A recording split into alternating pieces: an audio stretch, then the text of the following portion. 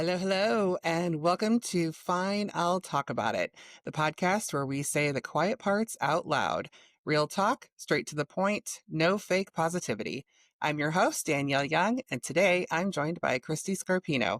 Christy has a bachelor's degree from Rutgers University, a master's degree from Purdue University in speech language pathology, and is the author of Missing Pieces. And today we're talking about healing after tragedy, PTSD, toxic positivity, and what it means to actually go on a healing journey. Christy, welcome to Fine, I'll Talk About It. Thank you, Danielle. I'm really glad to be here and have an opportunity to share my story because it's kind of a long one. I feel like I am probably one of the few people that can say that they've been on a journey with PTSD for 48 years. Yeah, And it is still a journey.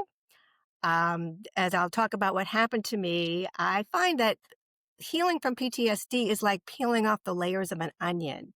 There's those surface parts that you first start with, like the hallucinations, the nightmares, the flashbacks, the triggers. Those are like, even those are really severe, those are the top layers. And as time goes on, you find more things. Like I recently found some new things that I need to work on 48 years later. Um, so it never goes away and there's always new things. And I think that's one of the surprising things for a lot of people is that new things crop up, things you didn't even realize. right. We have those repressed memories and, everything that pops up with unhealed wounds that are still stuck. And we thought we've healed, but they come up and it's like, okay, we need to work on this again. Yes. We just need to keep working on this. So take us back Okay. to the event that Okay. Well, started. my trauma journey is probably pretty intense, and I am just going to say that as you listen to my story, it's the traumas don't have to be the same to manifest the same symptoms or similar symptoms or affect your life. So, kind of keep that in mind as you hear what I have to say because it's truly different. Um, in 1977, in between going to Rutgers and then going to do my graduate degree at Purdue, I worked as a receptionist at Mobile Oil Corporation in New York City. And my job was to interview applicants that just walked in off of 42nd Street. And this one particular morning, a woman walked in about 10 of 9, and she filled out an application and she started to walk out of the office with it. And that was something that wasn't allowed. I had to keep all of that for documentation. So I asked her to give it back and she refused. And we ended up having a little argument. And at which point I pretty much grabbed it from her and she ran out. So about an hour later, I had been talking to a few other people in the office, and my boss went out and bought some coffee, brought it back, and I left my desk to go get my cup of coffee.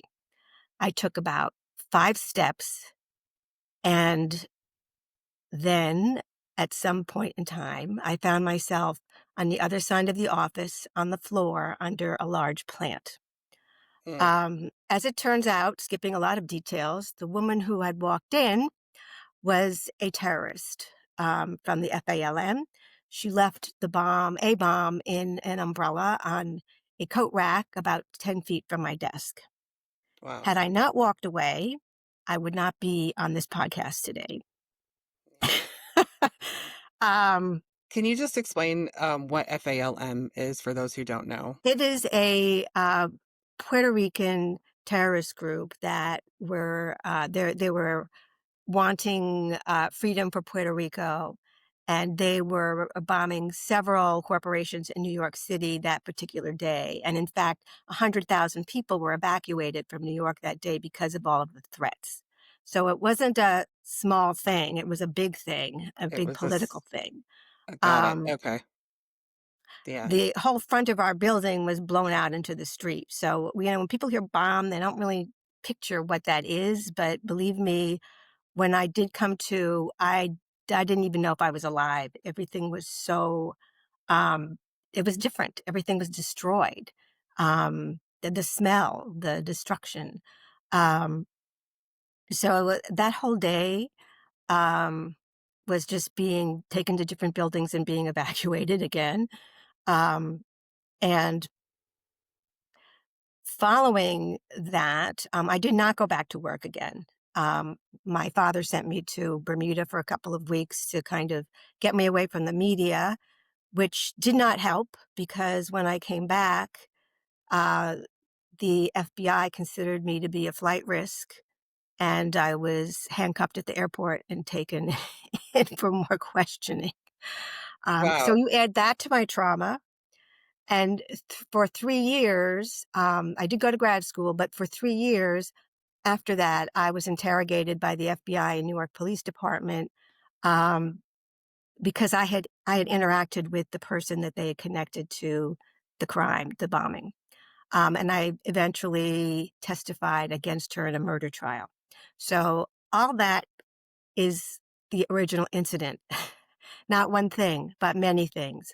So Yeah. really, it's more of a complex PTSD because it lasted for 3 years. Um, the The other trial. compounding, pardon? The trial. The trial lasted for 3 No, years? no, all the interrogation lasted 3 years. The Oh, trial only lasted 4 days. Four that's right. days. Okay. Got it. But the one of the difficult parts for me was that at that time in late 70s and 80s and 90s, PTSD was not a trauma diagnosis. No one knew what it was. Um, Neither was closed head injury. So even though I walked out of there, um, and because I wasn't bleeding and I had all my limbs, I was walking and talking, I was okay, but I was not okay. Right. Um, So I pretty much went without any treatment at all for about 5 years. So I had learning problems, nightmares, um, eating problems, sleeping problems, hallucinations, um, flashbacks, um, a lot of triggers. If I saw anybody wearing sunglasses, a straw hat, carrying an umbrella, if it was raining, those were all things that left me totally incapacitated. Um, Wow. Which are everyday things if you're living in New York. yeah, yep. So I had to push my way through it. And the problem with it for me was that my feelings and behaviors weren't validated by anybody. Um, I heard a lot of "you'll get over it," "forgive and forget," Yeah. "move on," and I just couldn't move on. How were Um, your parents reacting to the um, my parents were not supportive at all. My parents, I have an Italian family. I don't look Italian, but I am. And, at that point in time in the 70s and just given the culture, um, we didn't talk about emotions. And stating that you needed help or if you had any emotional problems, then you were weak. And they didn't want any marks on the family with somebody with an emotional problem. So it got swept under the carpet. Yeah, Um, which is so and common. and in fact, recently, my parents both have passed away, but I was talking to my sister, and as I was giving her my book, and I realized that she totally had changed the story to fit her perceptions or to fit her beliefs, um, and kind of dismissed how bad it was for me. It was kind of Oh, like, "You were fine. You had your dogs. You had your career. Everything was good." And I mm, know because I was there. And I was like, "Wait a minute. yeah. You were not there." And that's not how it was. But that to me, that's one of the pieces of the onion I need to peel off right now because I had no idea that my family members had dismissed the effect on me so much that they totally changed the story. Wow. So those are things that make it very hard, because that adds to your trauma. If you don't have anyone who's going to listen to you or Right. validate your feelings, or make you feel um, like you're not accurate in how you feel. I mean, we know how we feel. Right. Well, it's especially hard when it's your family. They're the people that are supposed to believe you. They did not. They did not, Yeah. and never spoke to me about it. Mm. Um, and in fact, my sister said to me, "Well, we were also worried about you." And I said, "Really? Like, how did I not know that?" And she said, "Well, I used to talk to mom about it on the phone." Did you talk to me? Yeah. Like this would have been Did you useful ever call information. me or come visit me or nope. Lovely families. Yeah, yeah. So families are not always supportive. Um, Yeah. Unfortunately. yeah. So that just came to light recently. Yes. Yeah. Okay. So So that's a yeah. long time to not realize that. But Yeah. Wow. So once you realized, or once you were having all of these things happen to you, when did you realize that it was PTSD? Like when were you able to get help, and did you go into therapy? Like what was the beginning of your healing journey? I tried therapy like in 1980 while I was going through the trial, testifying. And the therapists I went to were not helpful at all. They didn't understand trauma. They tried talking about things that had nothing to do with what I needed. Um, so I quit. Yeah, um, understandable. which I think happens to a lot of people, even now, that Mhm. they're not getting what they need from their therapist. So they quit. Yeah. Um, I eventually, probably 5 years after the terrorist attack, I found a therapist who worked with uh, people who um, had um, abusive relationships. And she was very good. She understood trauma. And I worked on and off with this woman for about 30 years. Um, a lot of talk therapy, cognitive behavior therapy, but she addressed what my concerns were and other things that she thought I needed to talk about. Certainly, I don't know everything being the patient, but um, she was very, very helpful. But I still wasn't diagnosed with anything. I knew what I had, it was reminiscent of the trauma, but, there were a lot of other things that were happening. I had a lot of OCD tendencies. I was hyper vigilant. I was always looking over my shoulder. I didn't feel safe. There were so many places I avoided, things I wouldn't do, um, because I didn't feel safe and because I was afraid somebody was going to ask me something that would be a trigger. Yeah. Um, so I just avoided a lot. And did not get addicted to any substances, but got addicted to running. Um, kind of got addicted to dog breeding and dog showing. So those were kind of healthy addictions, but I was hyper focused on those two things for many years. Hmm. Um, but when was I diagnosed? 2015. Wow. So you went from late 1970s to 2015 with no diagnosis whatsoever. Correct. Correct. I had been discharged from therapy and I still wasn't right. And with 9/11, the Boston Marathon bombing, I started having symptoms again. Were coming back stronger and stronger. Um, and I had this pain in my shoulder and pain in my head. Could not get rid of it. And I tried, meditation, all kinds of things, whatever I could find.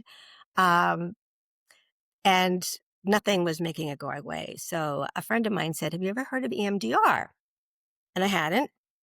So I found a provider and had an EMDR, and that was life changing for me. Hmm. But my first visit, he said to me, "You have PTSD." And I didn't even know what that was. I had to go home and Google it. Figure it out.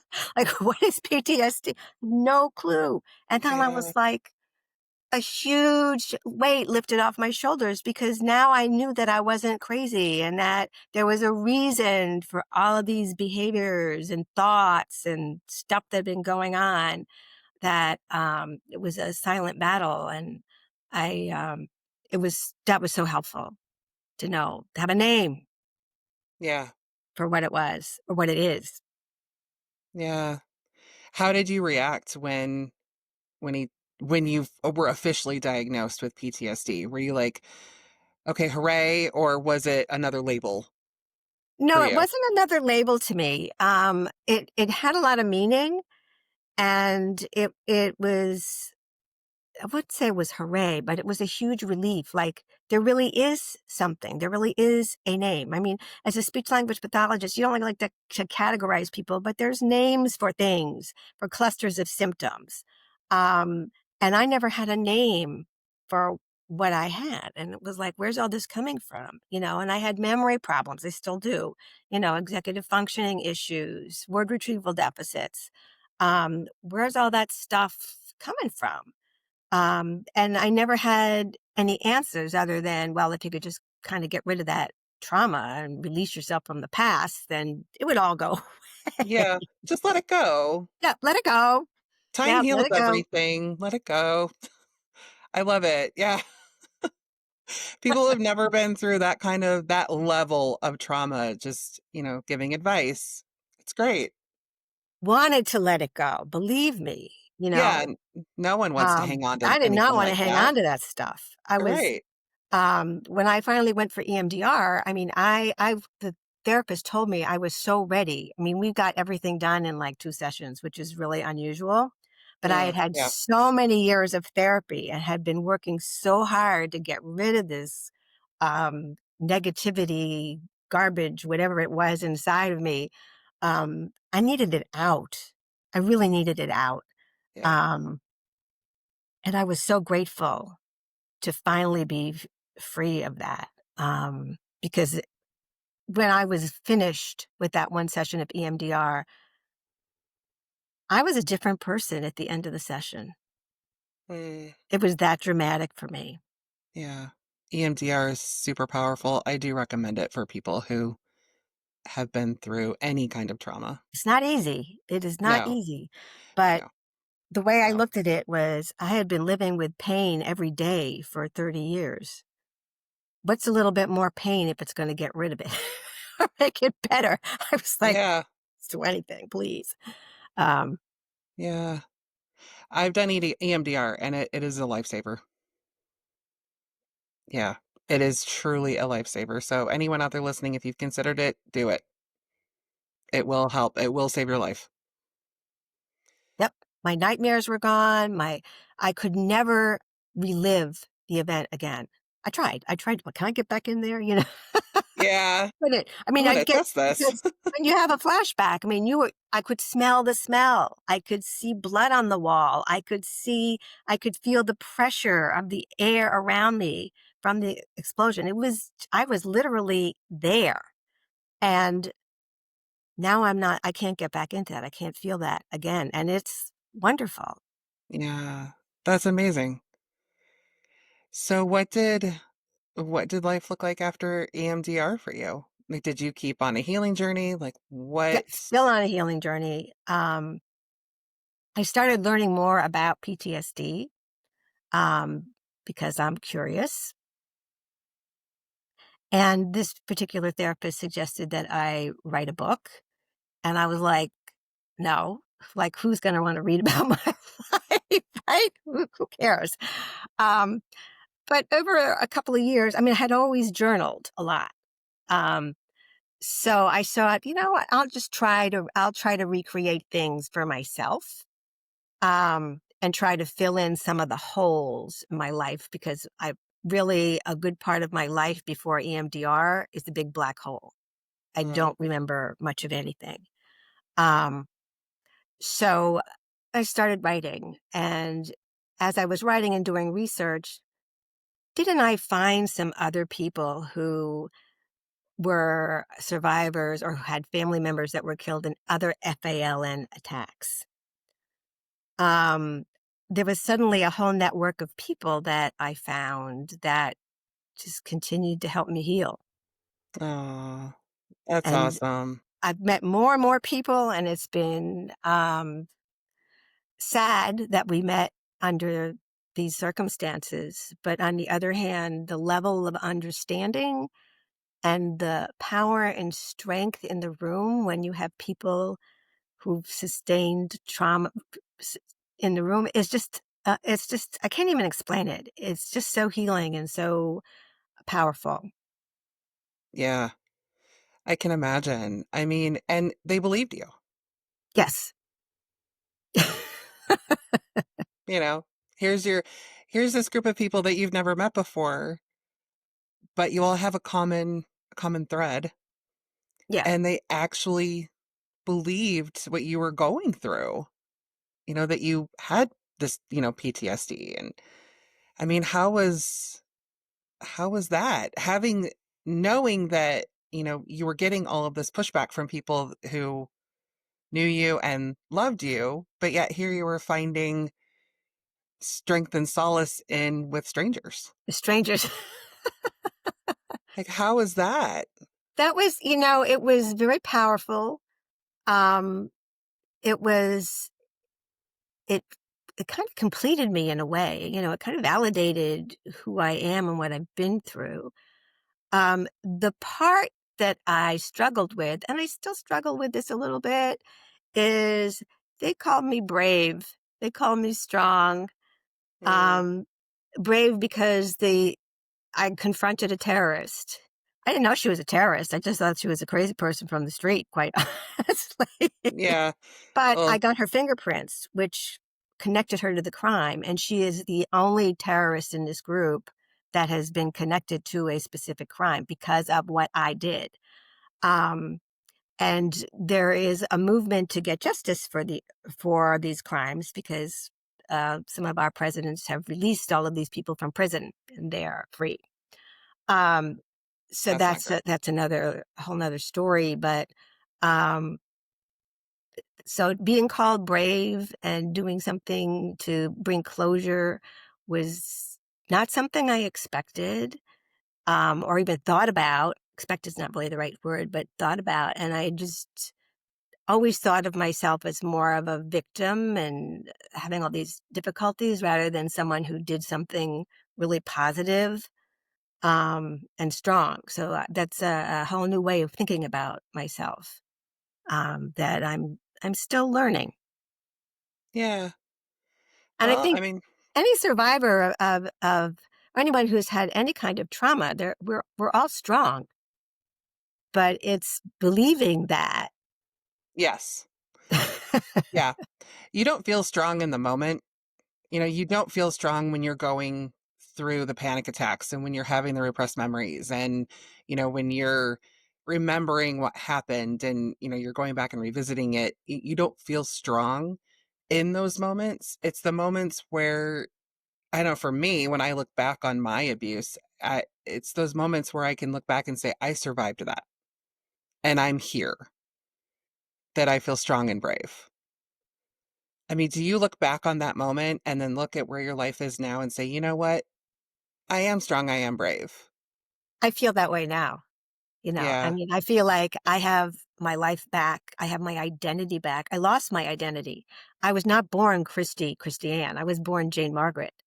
And the day of the explosion, Jane died. The soul died. I had no clue who I was. I forgot I played the violin. The only reason I knew I was going to graduate school was I had the application and a plane ticket. Oh, wow. So you lost quite a bit of space and time. Yeah, I knew nothing. So I was like, I'm not Jane. I don't even know who that is. And I asked my mother if she was ever going to name me something else. And she said, "Oh, I wanted to name you Christiane." I was like, "That's it. I'll I'm take it. picking that." So you have basically reinvented yourself. Exactly. Exactly. I had to reinvent who I was and but now I feel like there's a piece of Jane that's back. That there's Mm, definitely the Christiane that I've created, but there's also some Jane things that have resurfaced, which is a warm and fuzzy feeling. yeah. So what does Jane think of Christiane? What would she think of Christiane? Well, that's an interesting question. Um, I think Jane is pretty proud of what I've become, and that I have. When I was Jane, I was always a very positive, upbeat person, and I loved everything joyful and everything good and um, everything beautiful and creative. And Jane's happy that that's back in Christiane now. That I've started playing with watercolors again, and that I wrote a book which was actually very creative because it started out as documentary and, and ended up as memoir in what I consider to be a lovely story. So that was a creative side. I had to learn a lot about how to write that style. Um, that was lovely. Yeah, I find the joy in every day and everything now, and it's not a struggle.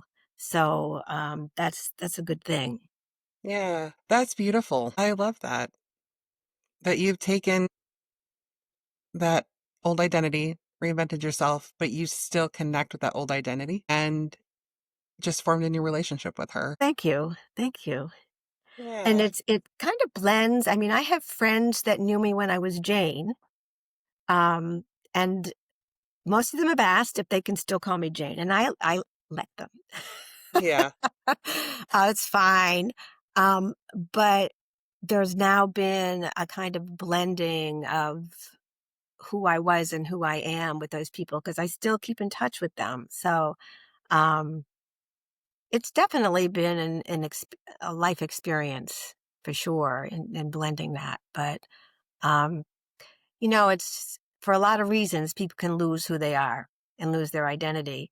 And particularly if you have memory loss, your past memories play a big part in identifying who you are or defining who you are, and what you like and what you don't like. And if you don't know any of that, um, it's horrible. It's just like you're walking around in a fog all the time. Um, so it's been wonderful to reconnect to everything.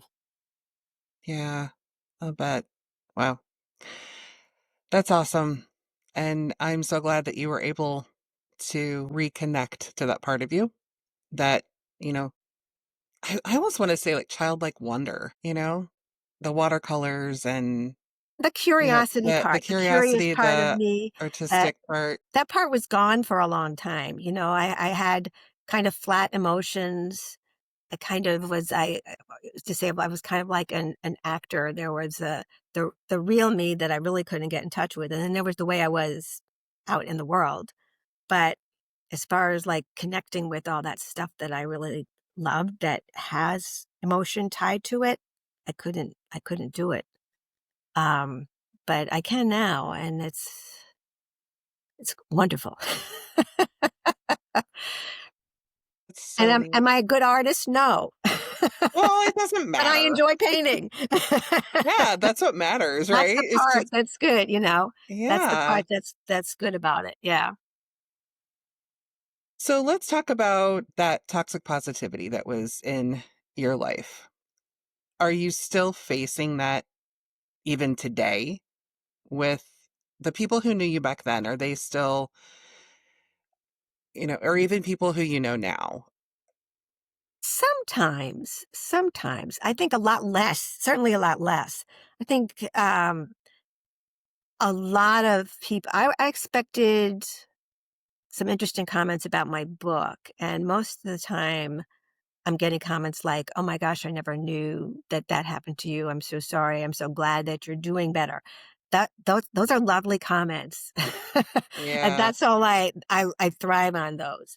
Um, Sometimes people will say things that I know it comes from a good place, but they're still hurtful. They don't hurt me anymore because I've put up a shield and I just don't internalize those comments anymore like I used to. Um, but still can be bothersome. Um, Things like the comment that I get now that bothers me is, well, you're really lucky you survived. Or Yeah. it could have been you that died. If you had not walked away, you would have died. Well, I Yeah. know that. Like your consolation prize for surviving it is life. Yeah. Was that lucky? Mm, I mean, look what it left me with. yeah. I don't know that that was particularly, I don't know, I kind of think lucky is good. And Yeah. Wrong choice of words, but yeah, mm, I think I think a lot of it has to do with people just don't understand. They don't know what to say, yeah, and agree. that's just such a common thing to say. Well, you're so lucky you survived. Well, I don't look at it as lucky. I look at it as been dealt a lifetime worth of trauma now that I've had to fish Yeah, through and deal with. yeah. So for those people who are out there who don't know what to say, as someone who's experienced all of these, you're lucky and all the things that you've heard, what would you advise those people who don't know what to say? Well, you don't have to say anything to try to make the person feel better or try to fix them. I think that's huge because sometimes when you try to do that, that's when the funky words come out. They Yeah. aren't helpful. But just acknowledging that how that person feels, or that must have been horrible for you, or I'm so glad you're on the other side of it now, or I never knew. If I had known, I could have been more supportive, or that kind of comment. That's all you need to say. And it doesn't have to be an extended conversation. You don't have to try to fix it. Can't fix it. Can't fix me. It's what's done is done. Yeah. Um, but yeah, just listening and being there. Yeah. Listening is super important and really just not giving advice. Like, if you haven't been there, listen to the person. Just don't give advice. Well, I don't should the person. I think it's But here's a question you shouldn't ask. My husband asked me this question like 6 months ago. So when do you think you're going to be all better? the day after never, buddy. Honestly, my whole history. He's read my book, I don't know how many times. He said, so when do you Yeah. think you're going to be all better? And I was like, are you kidding me? Thanks, hubs. Yeah. No, and I think that's a major misconception is people think we go on this healing journey, we've healed. We're done. It's over. We just like and done. And that's could not be farther from the truth, It's you, the whole time heals all wounds thing is such crap Oh, because you gosh, yes. because you really time just makes it worse if you don't work on it and heal it. And I mean, what about your experience? Like, what have you experienced now that you're pretty much on the other side of it, but you're still dealing, with the daily healing? And we all do. We all have the daily healing things we do. Do you ever go back and think that you're never going to be healed? Like, do you You have know those what? I thoughts? think everybody's got problems. Everybody's Yeah. got something going on, right? Yeah. I have done amazingly well. My life is full. Do I have some issues? Yes, I do. I know what they are, and I will just continue to deal with them. But there's a lot of other things I don't have. you Right. know, um, it's life. And I don't care that I'm never totally healed because I'm functional, I'm happy, I've got tools. Um, I couldn't be any better. There's always gonna be something, and as I said, everybody's got something going on, Yeah. Yeah. and is that's the way it is. As I said to my husband, you didn't know me when I was really bad. You wouldn't have wanted to know me, and you wouldn't have wanted to marry me either, you know? So so, it's like I'm an amazing person now compared to who I was 30, 40 years ago. Yeah, there's some things like I shouldn't go to big concerts anymore because I had a panic attack at a concert and we had to leave. And that was 2 years ago. Um, Do you know where that came from? I do. There was a big concert. There were a lot of people there. Everybody was partying it up, so it was a rowdy crowd, and, I was already feeling kinda closed in because people Mm. were, like, kept crawling over me to get drinks and food and stuff, so I was already feeling and I'm small, I'm 4'9", I'm 90 pounds, I'm not a big person, so I already felt, like, really enclosed, and they flashed the evacuation procedure up and talked a lot about how to evacuate, Oh, and, that just did me in because I started thinking, "If we have to evacuate, we're never gonna get out of here. These people yeah. are not aware enough to follow the directions." Let's put it that way. And, I as time went on and the crowd got rowdier, I just couldn't stay. That I just felt this huge pressure and things were closing in on me, and I left, and then I said to Bill, "I can't go back in there. I can't. You can go in there and sit. I'll go outside." I'll sit outside. I don't care. Can't do it. Yeah. Um, but I felt physically ill, and then I felt guilty because I was taking away his fun, and we had planned on this concert for like a year, but very unexpectedly, that hit me. Yeah. And how did your husband react? He was upset, although he was calm about it. He didn't show me he was upset. He didn't act angry, but I could tell he was really disappointed. Yeah. Um, but I put myself first, which I probably wouldn't have done in the past. And I said, I'm not doing it. So the choice is we leave or you can go in and I will just go sit outside and wait for the concert to be over. It was, a summer night. It was nice out. I'm like, that's the choice. And he decided to leave. And probably it was a couple of months later he was able to talk about it and say that he was disappointed, but he understood. And that's when he said, knowing about PTSD is really different from living with somebody who has it. Oh, light bulb. Light bulb. Because day to day, I'm really functional and you probably wouldn't know. Yeah, that's actually really common. I know I'm the same way. But what would you tell people now who have been through something, whether it be some sort of assault or trauma or traumatic event? What would you say to those people now, given what you know, given everything that you've been through?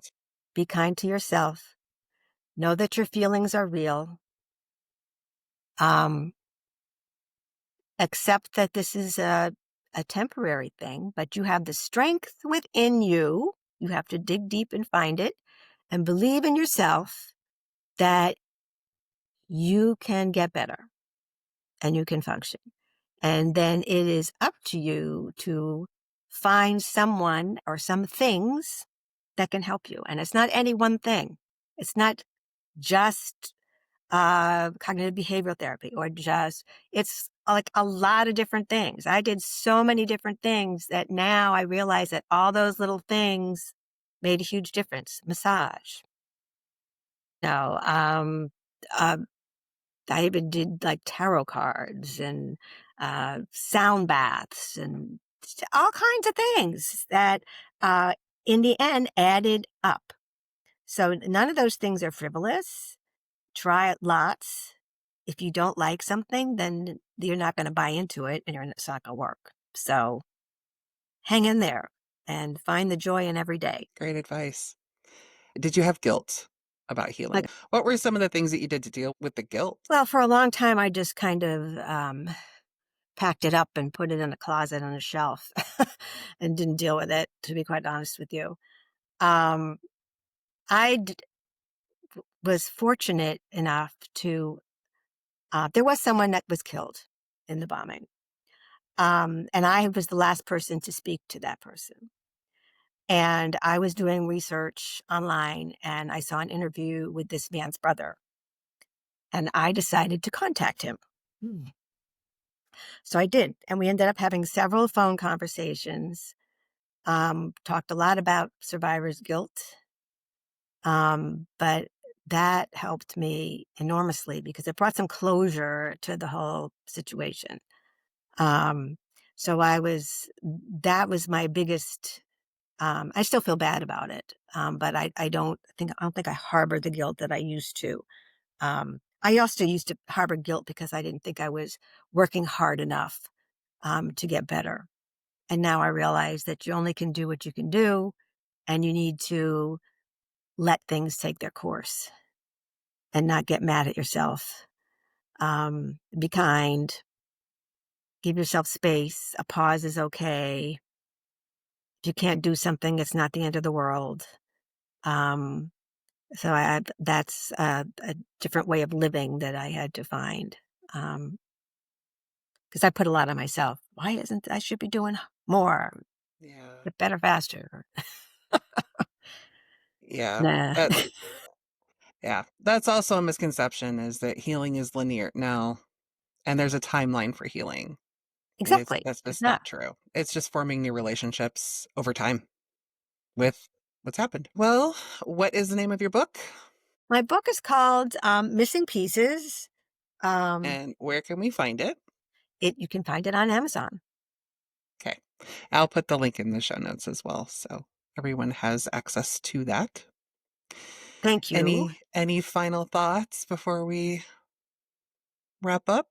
Well, I really appreciate this opportunity to um, let people know what it's really like to live with PTSD. And I appreciate being able to have the voice to speak for others who have not yet found their voice, because I certainly did not have a voice many years ago.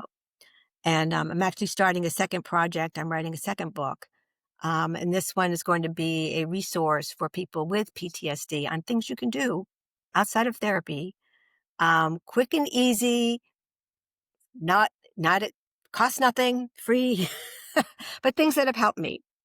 Nice. Not a lot of theory, just a lot of experience. So that should be coming out in the next couple of years. So Okay. Well, we'll watch for that. What does the future hold for Christy? I am going to continue being an advocate for people with mental illness. What that looks like, I am not sure. And I'm always one that just kind of leaves the door open. And because I'm retired, I can do that. And I'm not doing this to make a living. So um, I'm just leaving the door open, hoping for more speaking opportunities. I'm going to write some more. We'll see where this takes me. I will continue working with my dogs because they've been a big part of my life. Um, and just enjoying every day. Mm, wonderful. Well, thank you so, so much for being here today. I'm so appreciative that you were willing to share your story and your journey and everything with us today. Well, thank you. Yeah. So thanks for hanging out with us on Fine, I'll Talk About It. If today's episode got you thinking, hit follow or subscribe so you don't miss what's next. And if you want more real talk, more perspective shifts, and more finally someone said it moments, leave a quick review. It helps other people find the show. You can connect with me on Instagram at Inspired Action Wellness for more conversations like this. See you in the next episode.